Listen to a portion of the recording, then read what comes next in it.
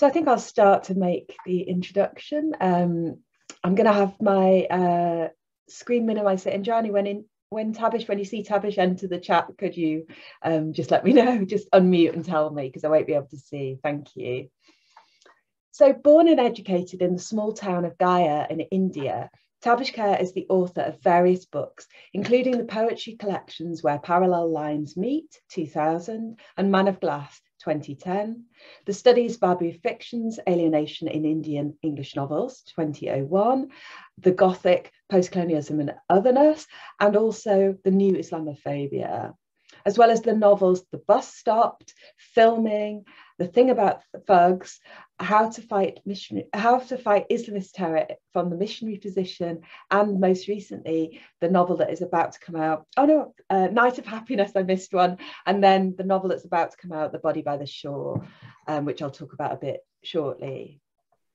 But so, just to give you a slight flavour of these books, I mean, as the title suggests, How to Fight Islamist Terror from the Missionary Position is funny, satirical and moving about migration and Denmark, and really interesting. The Thing About Thugs is a kind of Dickensian rewrite, and also a rewriting of the colonial novelist Philip Meadows Taylor with his he was the one that talked all about Thuggy, very interesting. And that I'll talk about The Body by the Shore in a bit, because that is not yet available, but I'm lucky enough to have read and taught the novel in advance. Tabish is also an important academic, and in fact I met Tabish at one of my very first conferences. I was absolutely terrified in Aarhus, Denmark in the year 2000, and he was very kind to me. He was a bit more experienced than me and living in Copenhagen at the time, and then was kind enough to ask me to contribute to an edited collection he was writing or editing, and it was on Amitav Ghosh, called Amitav Ghosh, A Critical Companion, which was his first publication, book-length work of prose from 2003. So that was my first opportunity to ever publish anything. So I'm really grateful to Tabish, and we've been friends ever since. And later I also contributed to his volume, academic volume, Transnational and Postcolonial Vampires from 2012. He now lives in a village off the town of Aarhus in Denmark, and describes himself as part of a long, complex and obscured history of quote-unquote small town cosmopolitanism. Now, I mentioned The Body by the Shore, and this novel should be out in April or so. It's a brilliant novel set primarily in Denmark again, but also the oil rigs of the North Sea. And it deals with 2030 to 2032, so about a decade after COVID-19. Is he here? Tabish is here, yeah. Tabish is here, mashallah. I'm so pleased. Welcome, Tabish. I'm just doing your intro, so I've nearly done. I'm just talking about The Body by the Shore. So give me like 1 minute, because it's brilliant. And it is a global novel, as its tentacles reach to many places around the globe. And Tabish shows how things are still being affected by the pandemic, but he also shows how he sort of blurs the borders between plants and animals, has lots to say about germs and microbes as living things. It's fascinating stuff. So we're so glad you could be with us, despite your car problem, Tabish. Thank you very much for agreeing. And of course, you're really here to talk about the Centre and the Consortium's theme of hope, and you've written this wonderful essay for us. So are you ready to deliver that essay? Perfect. And should I say about your disability? Well, maybe later when people ask questions. And I start giving all the wrong answers because I don't hear them. So that's it, basically, that Tabish has partial deafness. Yeah, so we have to speak clearly, or put the questions in the chat. Thank you. Yeah, but that kind of like lets me off a bit now, so I can kind of revel in my ignorance and pretend that I just didn't hear your question. But thank you, Claire, and thank you, Indrajit.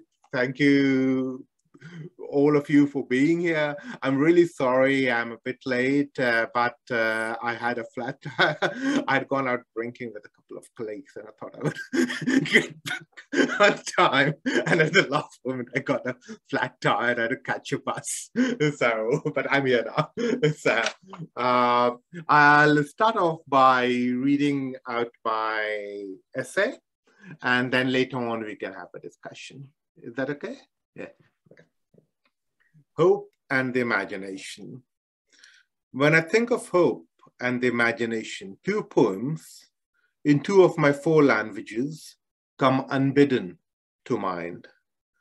Both are poems by major poets of their respective languages, English and Urdu, and both are among their best known and oft-quoted poems. On the surface, they appear to be entirely different from one another.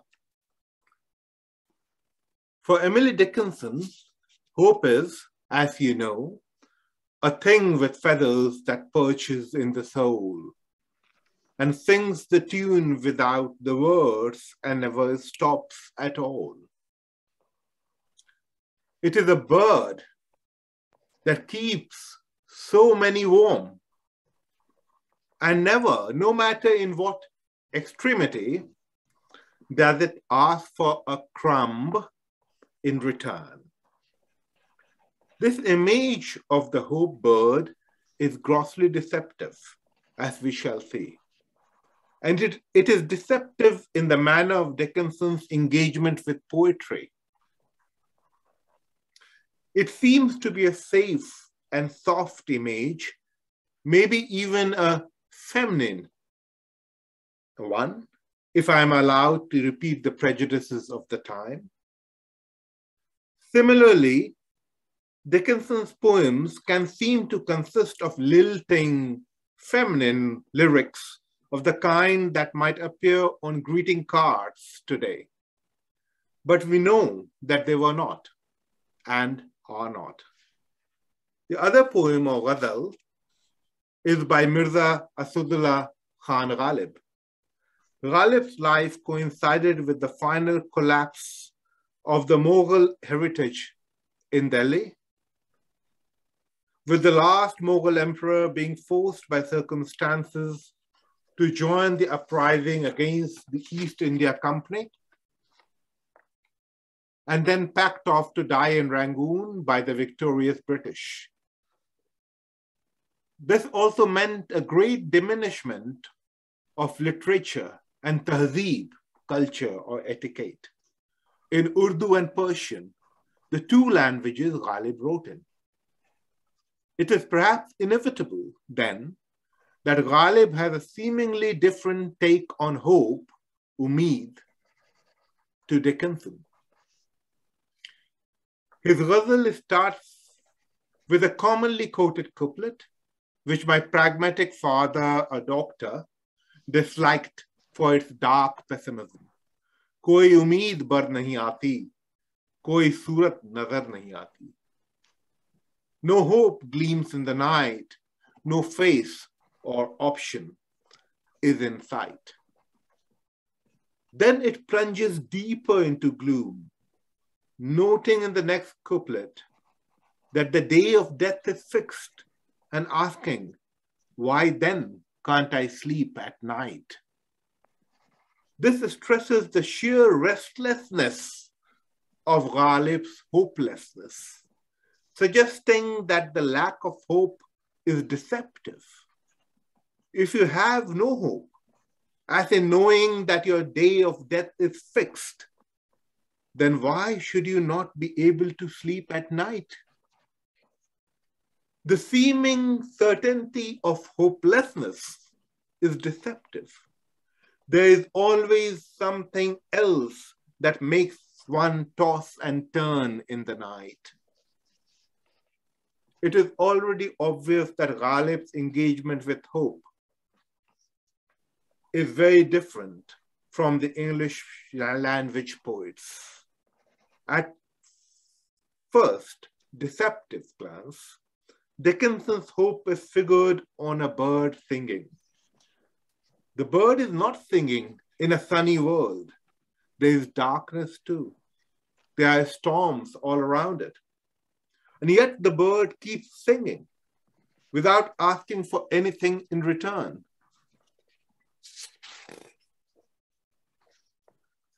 Meanwhile, Ghalib's poet is not about hope, but its lack. The sustaining image in it is not a bird, which is a presence, but various kinds of absences. Such lack deprives you of sleep. It removes not just your ability to laugh at your own travails, but even to laugh in general, as the next couplet puts it. Despite all this, though, Ghalib's speaker cannot just reach out and grab hope as offered by society. He confesses that he knows the benefits of restraint and prayer, but he is not tempted to embrace them. In short, he is not just unable, but actually unwilling to relinquish this dark place where he can see no possibility gleaming on the horizon for a societal space where there might perhaps be some hope. Why? He says it is not as if he cannot answer, but there is a reason for his silence. Even death, he goes on to claim, comes to him and draws back. Even death, which one might assume to be the culmination of such stubborn hopelessness, is lacking. It is an absence. He has reached a place so far out that he no longer gets even news of himself. The ghazal concludes with this couplet, which appears ambivalent only if one has not focused on the intricate evasions of the previous couplets. Kaaba kis muँह से जाओगे गालिब, शर्म तुमको मगर नहीं आती.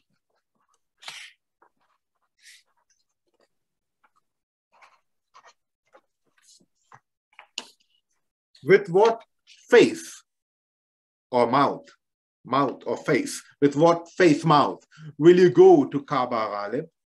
But nevertheless, still, you remain unashamed. Ghalib's hope, or actually its absence, is a deeply personal thing. He cannot grasp it through society or religion.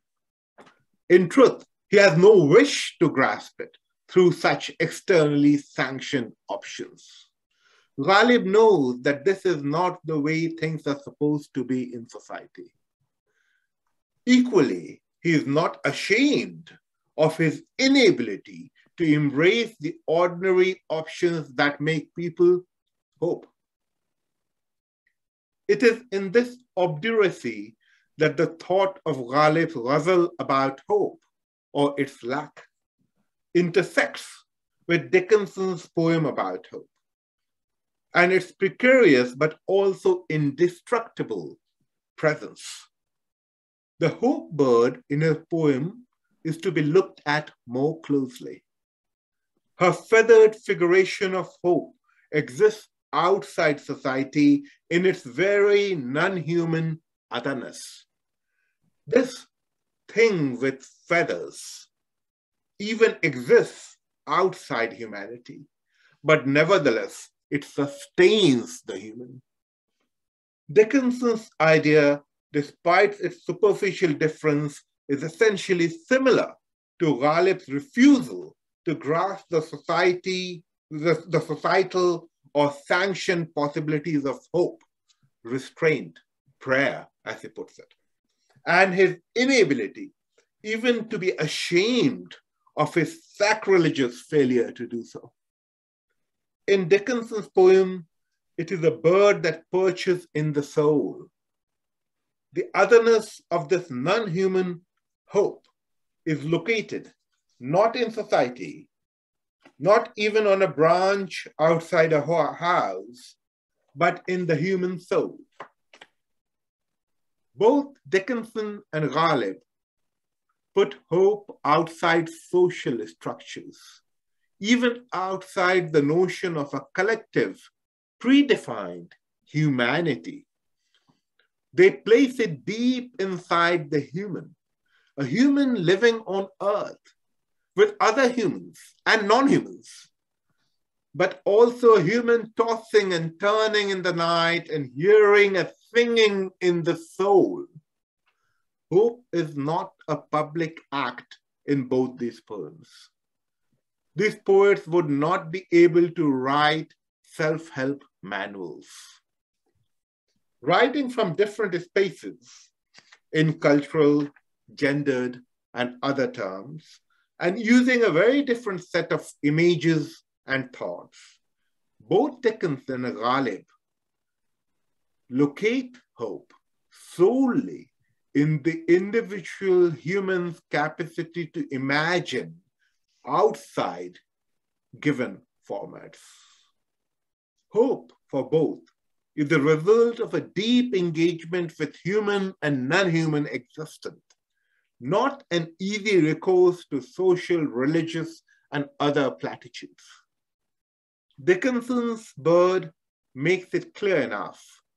Not only does this bird have to be imagined, it is also, as an image, entirely outside the human, though not divorced from it. Ghalib, in his bleak despair, is saying the same thing. He is lamenting the absence of hope, but he's also refusing to accept the crutches of hope thrust at him by society and religion, and he is not ashamed of this refusal. A clear suggestion is advanced by both that if hope has potential, hope as cure, and not just anodyne, it has to be a deeply personal thing, one that the human beings discover on their own and at the edges of existential limits. What is it that one needs in order to discover this essential hope? Both these great poets, in different ways, suggest that it is the individual imagination. This imagination is seen by both as part of a larger existence, one that cannot be reduced to community expectations or religious platitudes. It would be very easy to trim this imagination to some convenient notion of alienation, but that is not what the poems say. Instead, what they claim for the imagining of hope is the ability to go beyond the narrowly civilizational, the narrowly human. Neither of the poems really gives up on hope. Dickinson's bird never stops singing. And the speaker in Ghalib's ghazal neither dies nor repents. Right at the start, he imagines even his failure to imagine and begins writing the ghazal regardless. Perhaps one of the reasons why death comes and does not come to Ghalib is that he keeps writing the ghazal. For surely any kind of exercise of the imagination is always the persistence of hope. Even in his very first couplet, Ghalib is trying, if failing, to imagine a face or an option. Hope, it appears, is a synonym for the imagination. And in that sense, it is never, can never be a matter of societal expectations or self-help manuals. That, finally, is also why I think my father was wrong.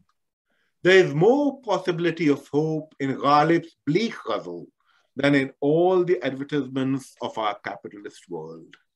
Thank you. Thank you so much, Tabish. That was excellent. So my first question is, when we first approached you, when I wrote to you about writing a piece on hope, what was your initial response? What was your gut instinct? Because did you think it was a silly, did you think of Boris Johnson and a reckless optimism, or more, could you immediately see hope and the imagination as something you wanted to write about? Well, my first reaction was that it's going to be very difficult, okay? I mean, we live, maybe old times have been like that, but I have not lived through old times. But the times I've lived through seem to be marked by a degree of hopelessness. Okay? I mean, I'm not even referring to the Ukraine-Russia war and similar wars that were waged in the Middle East and so on and so forth. But in general, I mean, political activities, the fact that there's so little solidarity as part of a political discourse in any country. I mean, hope seems to be such a difficult thing to write about. And so when you email me, I was a bit like, can I even write about it? And then I thought about, but of course you said hope and the imagination. And because you had said hope and the imagination, I thought of what I would think of when I thought of the imagination. And then I thought of these two poems. And I'd never thought of them together. Then I thought of them together and I said, they seem to be such dissimilar poems. But I thought, but actually, in some ways, they're saying something that's extremely similar. And once I realized that, then I sort of thought I could write this essay, and I emailed you and said, "Oh, can I write this essay on a poem by Dickinson and Ghalib?" And he said, "Go ahead." And then I did. Great, thank you. So why did you choose to put the two writers who, as you say, seem so very different from each other? One writing in the, Ghalib at the end of the Mughal time, as you say, that despair, and then what seems like a much lighter, more feminine, bringing together the male and the female, West and East. It was a really interesting choice. Yeah, no, I mean, they're dissimilar in such obvious ways. I mean, the fact that one of them is written in English, the other one is written in Urdu, one of them is written by a woman, the other one is written by a man, one of them is written by a culture in ascendance, and the other one is written in a culture that was declining, lost, destroyed, and has largely been destroyed. I mean, like, to be honest, I mean, the culture that Ghalib lived in doesn't exist anymore and would never, ever come back. On the other hand, you can argue that the culture that Emily Dickinson lived in has still been unfolding in different ways. So I mean, there's so many obvious differences. And that's the first thing I thought of when I thought of these poems. Because, of course, the first time I was thinking about was, can I write anything about this topic? And these two poems came to mind, and I asked myself, if I think of hope and imagination, what do I think of? And I thought of these two poems immediately. These were the two poems that came to mind. And then I was struck by the differences. And then I looked more closely at the poems, and I realized that in some ways the differences were misleading. And that also interests me as a writer, as a poet, as a person who lives in different worlds, how misleading some of these differences can be. How in some ways, I'm not saying that, I would not use a word like universal and so on and so forth, given our post-colonial skepticism of words like that. But in some ways, these differences can be far more misleading than we realize. And that's what struck me about these poems. So I sort of thought I would explore the ideas a bit further. And I looked at why I felt that despite the differences, they were talking about something not dissimilar.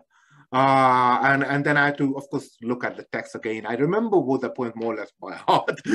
But of course, it's one thing to remember something in your mind, it's another thing to see it on the page. I'm an old-fashioned critic and writer. I need to see things on the page. So I looked at them on the page, and that's the reading I came up with as a consequence. And you mentioned the Ukraine situation.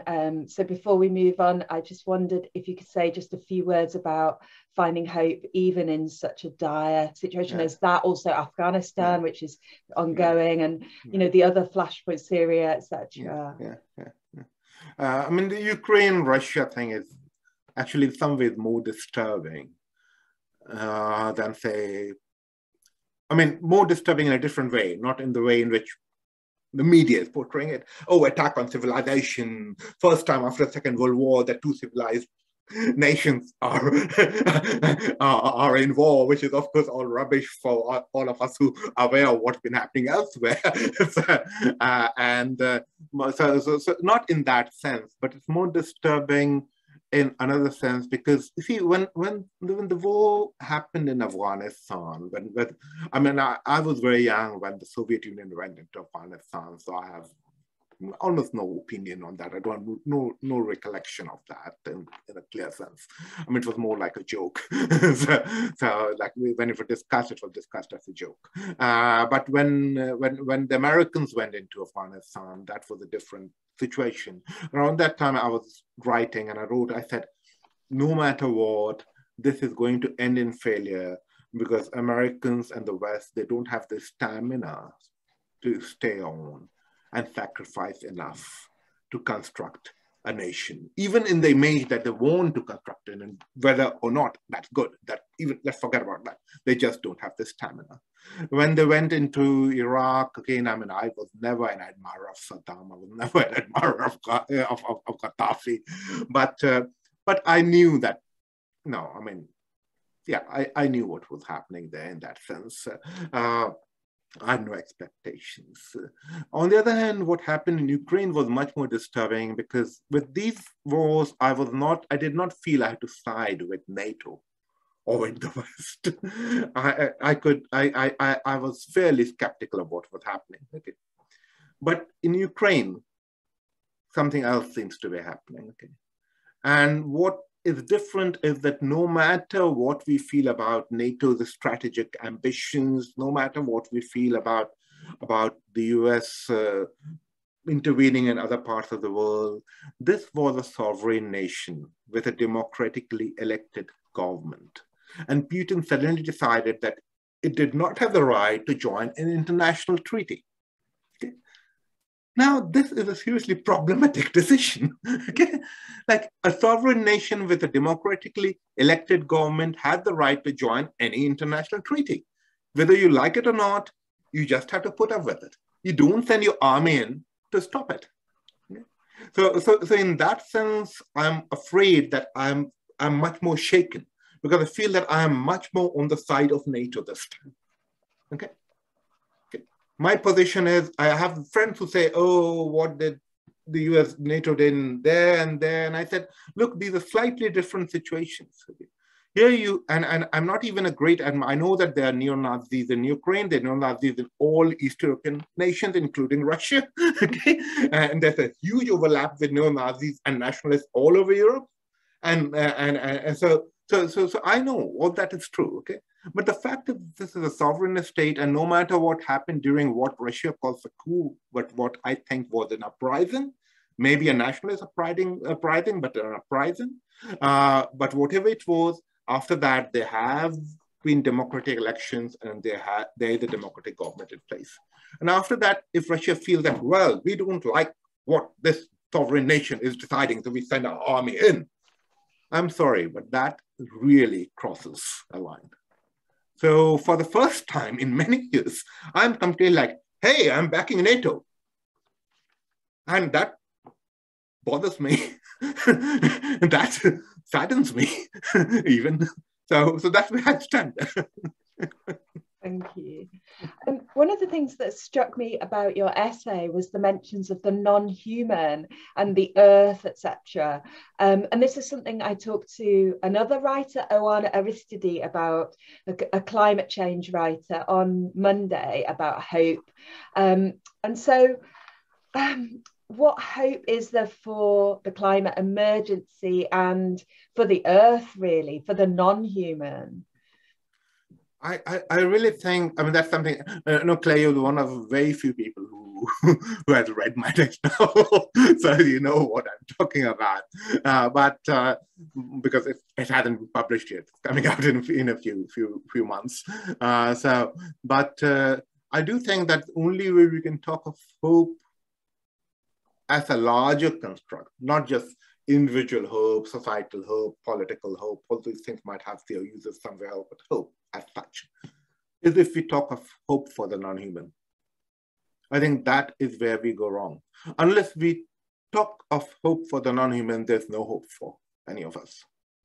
We need to talk of hope for the non-human. You can talk of it in terms of otherness or whatever, because of course the non-human is the other of the human. So, and I don't want to dissolve these differences. I actually get quite upset when people dissolve these differences.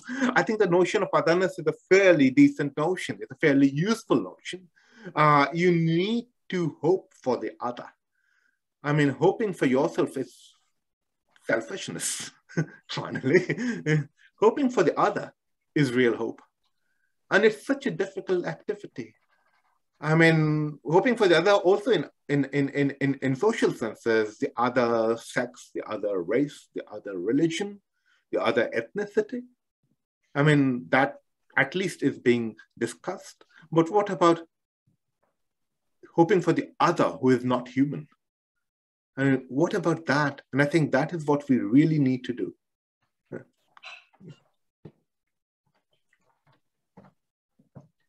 So you mentioned your novel, which is has to do with climate change, but also the pandemic. And the pandemic, as Oana said on Monday, was largely caused by climate change mismanagement. It was a zoonotic, obviously it's a zoonotic disease. So I wonder, a lot of people are feeling very hopeless with everything that's happened in the last 2 years.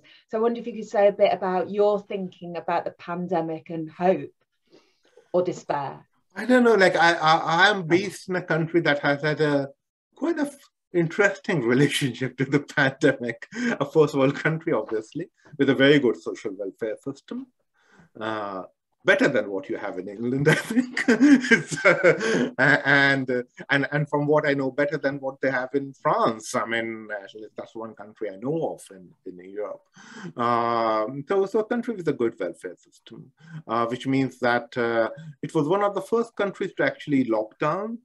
It's also been one of the first countries to open up.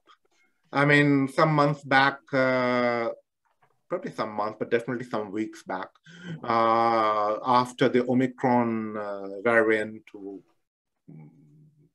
became rampant, Denmark decided to throw all caution to the winds. In the beginning, I was skeptical. I was not that skeptical about what they were doing. I was skeptical of the fact that they stopped using masks everywhere. I thought that using masks would have been a good idea, but they stopped. And suddenly the infection rates shot up to something like 55,000 a day. As Denmark has had a population of 6 million people, 55,000 a day is actually huge.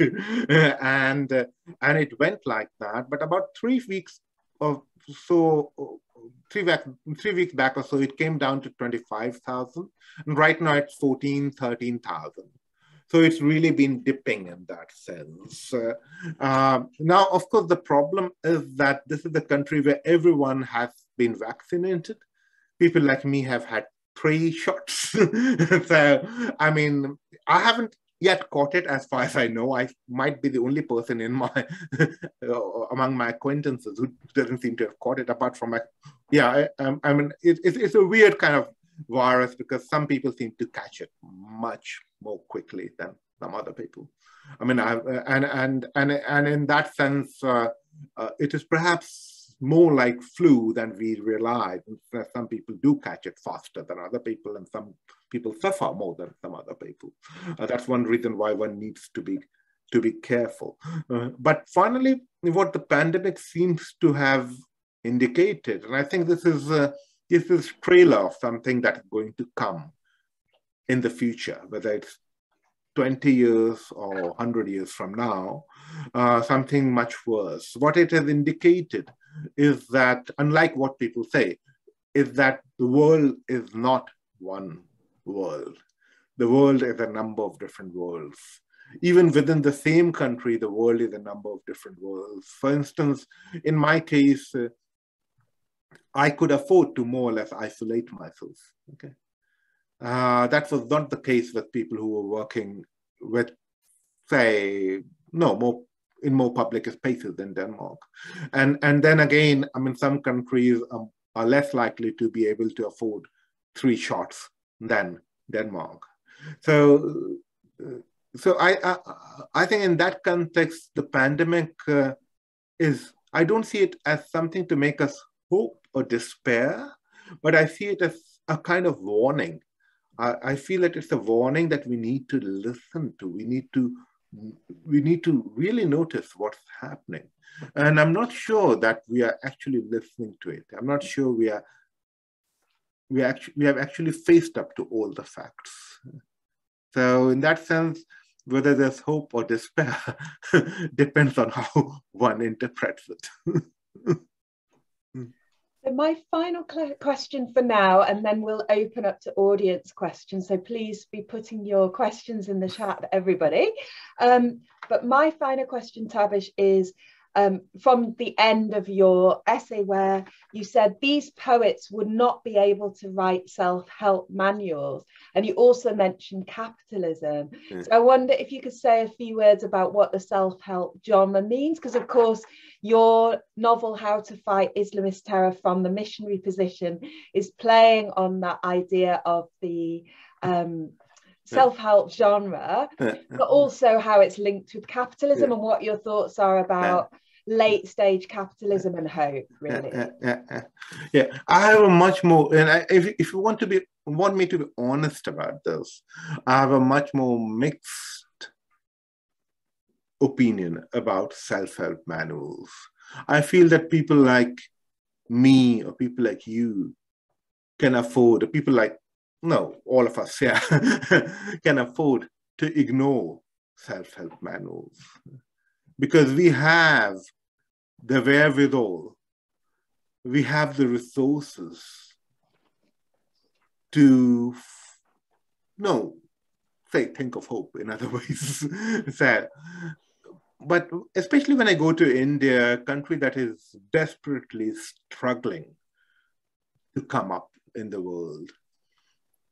India, Pakistan, any of these now ex-colonized nations, which are in different ways struggling to make their mark. And obviously you have an elite, and in different ways I belong to that elite. I mean, I might come from a small town, but I still have, generations of education behind me. And so, and I mean, these are, I mean, we can afford to think in ways that are not always possible for a lot of people in these countries who want more guidance, more of a path. And that's where all these self-help manuals become useful. Even in literature, and I mean, I would love to sell as many copies as Chetan Bhagat does, okay? Now, those of you who know Indian literature would know Chetan Bhagat. Now, but and there are literary writers who are very dismissive of writers like Chetan Bhagat, especially Chetan Bhagat, because he sells millions of copies in India without even being published in the West. And he writes in English. Okay? It's not as if he's writing in Hindi or Bangla or Marathi. So, but one of the reasons he sells these copies is that a lot of young men and women in small towns and in the suburbs of metropolitan cities in India read these books as an introduction to what is coming, what they have to do to be successful. Okay, and that's something that we have to bear in mind, in the sense that we cannot really understand the pressure that makes some of these people go for certain kinds of, certain options, let's say. I wouldn't even say literature, certain options.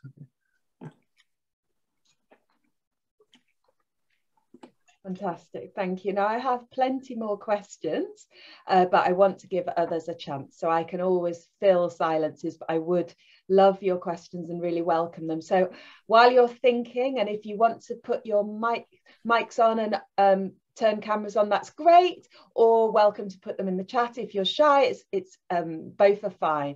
But I'll read the one that we have in the chat from Minal Sukumar from India, who hopefully, well, definitely is coming to York to do a PhD in creative and critical writing from September. We're really happy to have Manal. And she says, hope is a common theme. You can see it in the chat as well, Tabish, a common theme in literature across cultures. Do you think there is a cultural or national difference when it comes to the concept of hope? And if there is, how can the Eastern concept of hope be represented best in contemporary literature?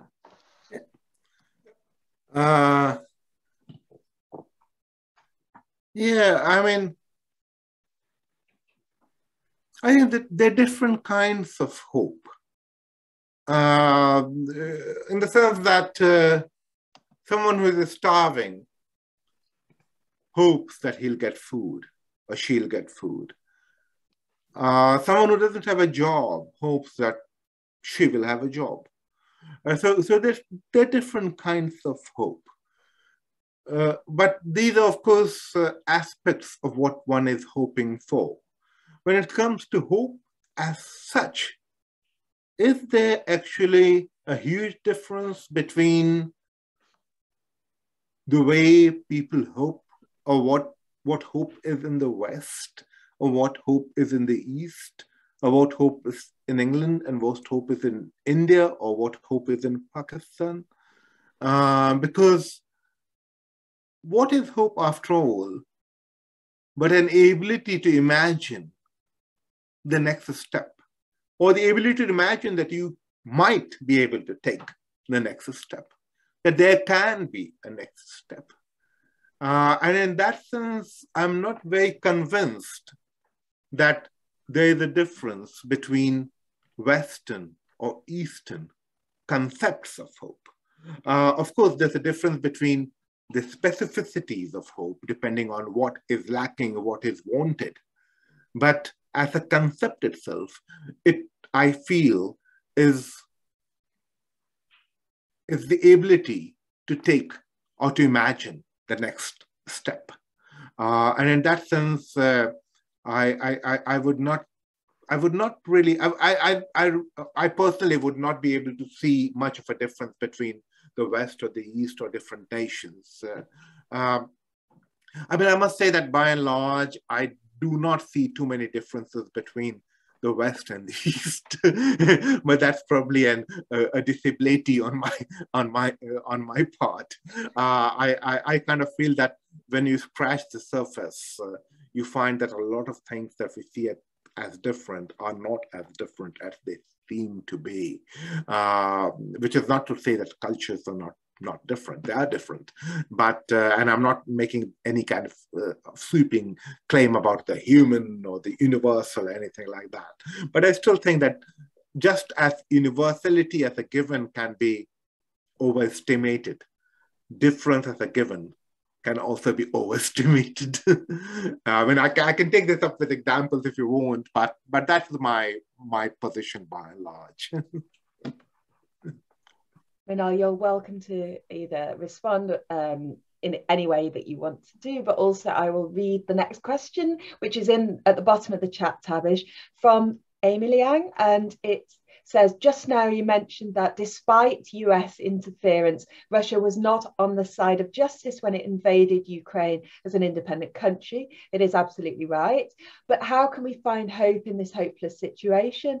And would you also be able to talk about the despite part as well? I'm sorry, Claire, how can you find hope in? So it's in the chat, Tabish. I look it up. The second to the bottom, yeah.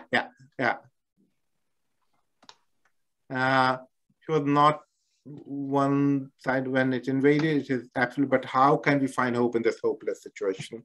No, I mean, no, really, there's no answer to that. There's really no answer to that. I mean, that's why I find the Ukraine-Russia war so disturbing. How can we find hope in this hopeless situation? And I think, I mean, I can only give you my own personal ways of options for staying sane. I wouldn't even say being hopeful, staying sane. And I would say you find hope in the connections that people are making. You find hope in the ways in which many people are resisting without succumbing to hate.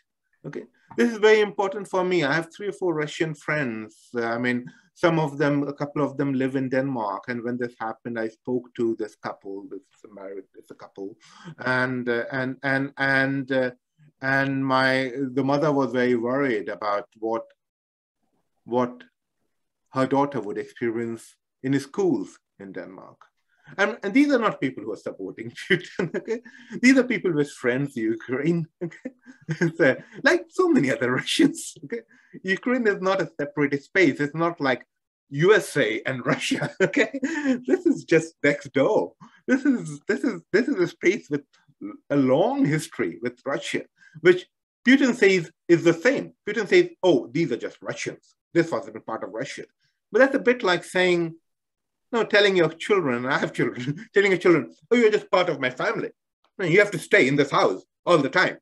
We decide to move out. Shit, I'm not going to allow that. Okay? Now, of course, there's a long history, there's a complex history, but if your child, or even if you think of it as a child, I'm not saying the child is the right metaphor, but even think of the child, decides to move out, you just have to live with it. You have to accept it. If your child decides to live in a different way, you have to accept it. Okay? And that's what Putin is not willing to do. I see it as actually part of a larger patriarchal problem. I feel it as a patriarchal way of thinking, that I decide what's good for you. You do what I tell you to do, okay? So in that sense, I would say maybe there's hope even in the realization that these are structures that are not limited to Putin. They're not limited to Russia or East Europe. These are structures that exist everywhere. And when I use this example of patriarchy, I don't use it as a kind of easy option. I do feel that patriarchy is an element of that. I do feel that one way to avoid, to reduce all these problems is to seriously oppose patriarchy. Now, coming from India, coming from Muslim background in India, I know that this is an extremely problematic formulation. But still, I would insist on that. I would say that there is hope because these conflicts make us realize that there are things we need to do in our own space. We cannot all go to Ukraine and fight, and maybe that won't be the best option anyway. But we can do things in our own spaces. Reduce this kind of thinking that I would call patriarchal, where you have a father figure who decides for everyone, doesn't allow you to grow, doesn't allow you to develop, doesn't allow you to decide for yourself. And this cuts across society, this cuts across religions. Different religions have different versions of it, but it's always there. So I would focus on those elements to perhaps extricate some hope from this, as you put it, largely hopeless situation. Thank you, Tabish. Does that answer your question, Amy? Yeah. I really want to hear how people from all over the world think about the situation. Thank you. Thank you. Amy we're very lucky as well to have Amy in the department, and she's here for a year from Beijing and as a visiting scholar writing a book. So it's great. Are there any other questions?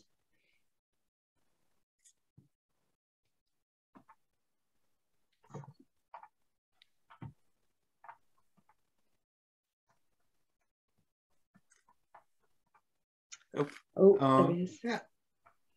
Mohammed Wahid. Another with a connection to York, because Wahid did a visiting scholarship as well, like Amy, but for a shorter while as a PhD student came to York, and so it's great to see you, Wahid. No. That, to be honest, is a very difficult question to answer. So, I would say that a lot depends on how. Oh, now I can see the mask on your face. So I imagine you're in a public space. I mean, fortunately or unfortunately in Denmark, I just came back from a pub and I was sitting there without any mask. And it almost feels odd after around 3 years of being masked. So, but in Denmark, they have done away with it. So, no, it's a difficult question because, I mean, you can put it in two different ways. First of all, of course, writers have the right to write whatever they want. Okay? That's one side of it, and there's no questioning that. I mean, I might or might not agree with a certain perspective, but that's a certain perspective, and that's fine. Everyone has the right to have his or her own perspective. But the other side of the question, these narratives that are largely about hopelessness, can they help us hope? And I think that side of the narrative, a lot depends on how you write, okay? I mean, I personally, I can only talk of myself, if I had a narrative that was solely hopeless, I would not be able to write it. So for me, it's a personal decision. Not even a personal decision. It's part of my character. I need to hope, and that comes through. I think it comes through in my writing, even though I sometimes write very bleak novels too. So, but I would not say that I write a hopeless novel. At least I haven't yet. On the other hand, if someone does write a hopeless novel, I would say that's the person's decision, but I would also wonder whether that doesn't have something to do with the person's privilege. No, it's very easy to be hopeless when your hopelessness does not impact on you. Just as many, like, you see, after many of our countries got decolonized, many highly erudite, far more learned people than me in the ex-colonizing countries wrote off these countries. Okay? They said, nothing's going to come out of it. What's going to happen? These people cannot do anything. No? But these were people who were extremely privileged.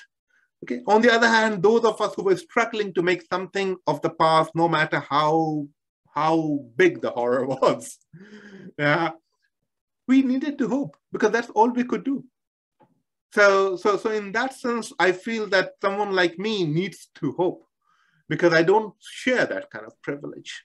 And if someone writes a completely hopeless novel, I would say, well, the person has every right to that opinion, that view, and who knows, maybe that person is far more correct than I am. But I would say that's not the novel for me because I don't share that person's space. I share the space of people who are in different ways struggling to make it after centuries of real or perceived deprivation. And this is not just a cultural and national difference. It's also a difference that exists within nations, working classes, women, so on and so forth. Gay men, lesbians, okay? These are all communities that cannot stop hoping right now. So that would be my answer to that, if that works. It works very well. And we have a really lovely comment from Indrani in the chat. Not a question, but the discussion reminds me of Tagore's poem Dushamoy, which loosely translates as bad times. This poem too abounds with images from nature, especially the repeated address to the bird. The concluding line of each stanza says, "Yet bird, lone bird of mine, do not stop beating your wings." So that's really nice to connect that to Dickens. Is it available in English? Yeah, I mean, I must say, Indrani, and again, hi, Indrani.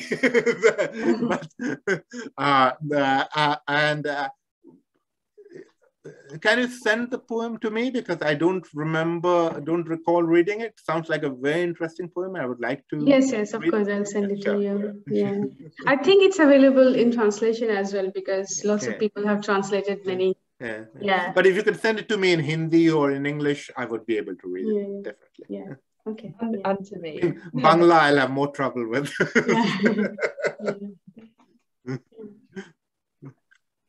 I've got a quick question about the word umid, because you know I'm learning Hindi and I want to learn Urdu, and so in Hindi, in pure Hindi, it's asha, and in Urdu, umid, and it's one of those many emotions that comes to you, like mujhe umid hai.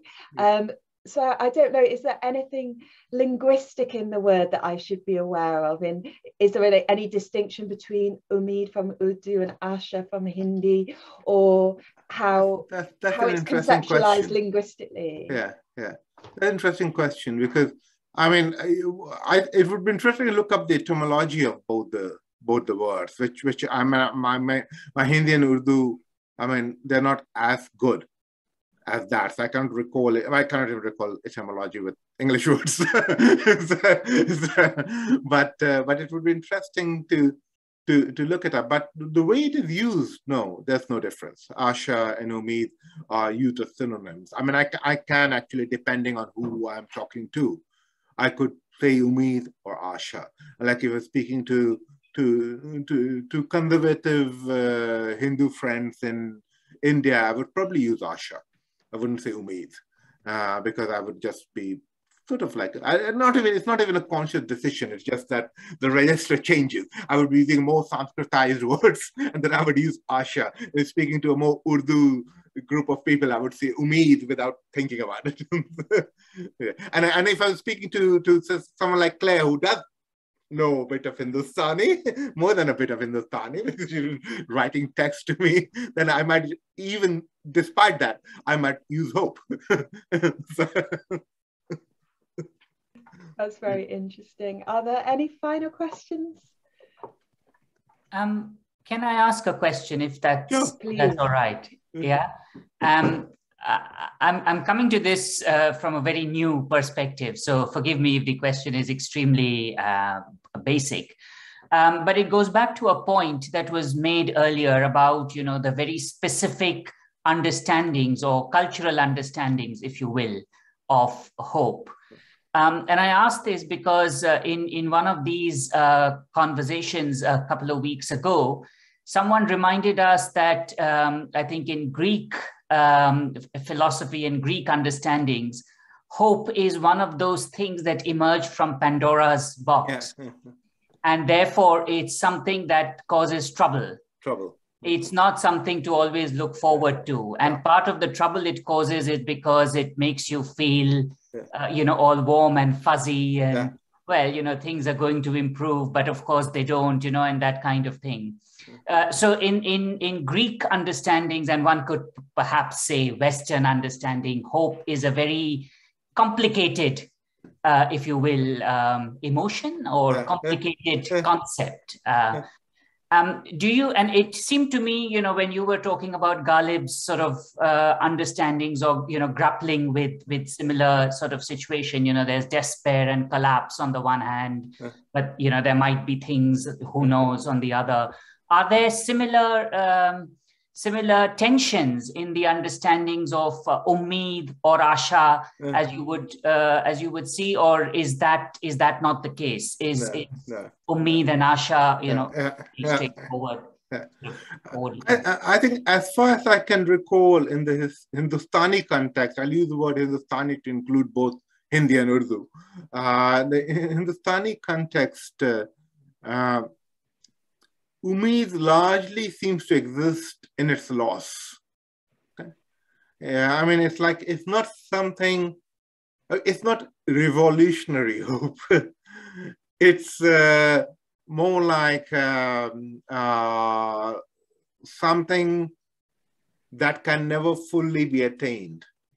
Something that always slips your grasp. And I think that seems to be common to both Asha and Umeed, but it's more so in the case of Umeed, because Urdu, I think it could be because the heyday of Urdu coincided with the collapse of Tehzeeb and Urdu culture. So in that sense, it's extremely, because I mean, when you think of Urdu poetry, especially at its pinnacle, you're thinking of the late 18th and 19th century. That's when the British were taking over. I had taken over India. So before that, whatever existed was earlier versions of that language. So in that sense, umeed or hope in umeed or asha in Hindustani seems to be something that exists largely in its lack, and Ghalib's poet is very is typical of that kind of interpretation of hope. I mean, the notion of hope in Greek and from the Greek source, hope as something escaping from Pandora's box is obviously also a very interesting notion, because hope can, as all of us know, can create lots of problems. Hope can mislead too, and hope can create wars, can create all kinds of atrocities. So that side of hope is always there, and that is what I was trying to kind of guard against when I pointed out, when I tried to structure my essay around the difference between public hope and personal hope. So I was aware of that. I didn't want to get into that discussion, but I was trying to stay away from that, in the sense that, of course, the way hope is cultivated or maybe even instigated in people can be extremely problematic. I mean, and that is an aspect of hope too. But it depends on how we define hope. And for me, I define hope, at least in this essay. I must say, it's not something I had given too much thought to in the past. I thought about it when Claire asked me to write this essay. So so I decided to actually separate it very clearly from public hope.